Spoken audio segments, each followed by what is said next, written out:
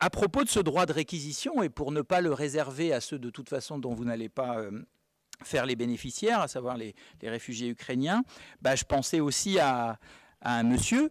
Alors je précise que j'ai posé cette question, cette question devait être posée au précédent conseil municipal. Monsieur B, 73 ans, 2 chiens et un chat, vous le connaissez, il y a eu quelques rendez-vous en mairie. Sa situation n'a guère évolué, c'est pas simple. Il y a en gros 2 difficultés.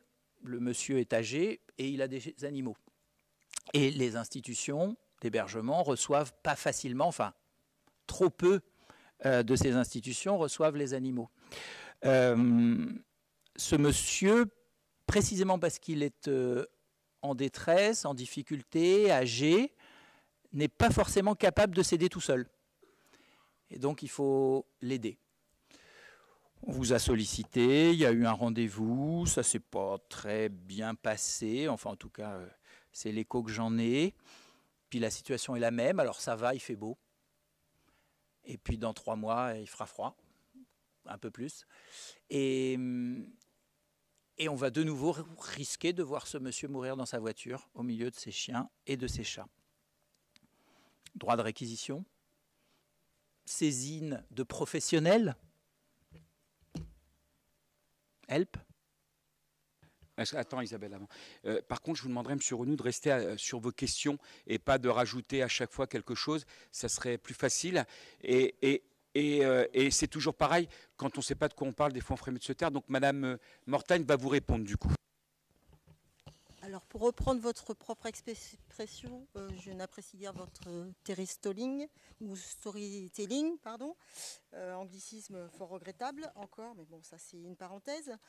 Je vais pour principe de répondre de manière factuelle et non pas de me projeter dans une fiction larmoyante et genre série Z. Donc concernant la possibilité de réquisition du logement vacant, elle n'est pas envisagée dans ce cas-là, dans le cas que vous évoquez pour ce monsieur.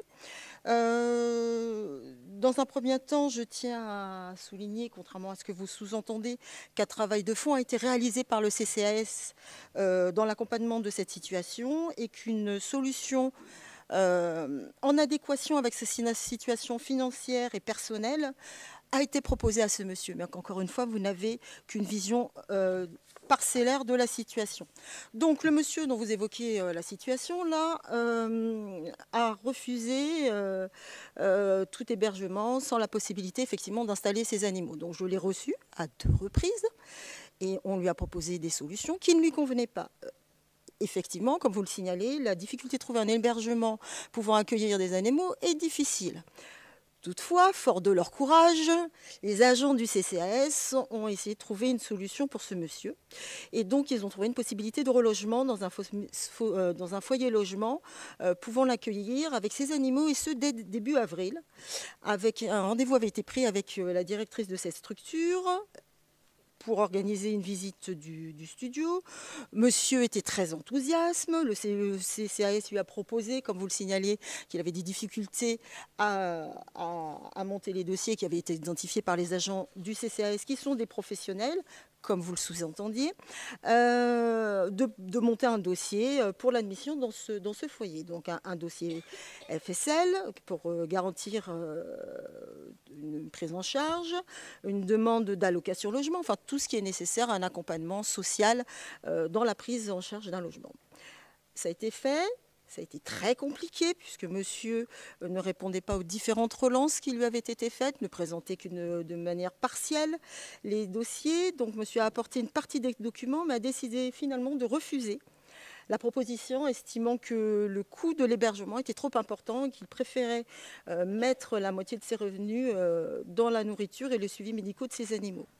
Il faut savoir qu'en parallèle, il n'est pas laissé seul à l'abandon dans sa voiture en attendant que le prochain hiver et la neige viennent l'ensevelir.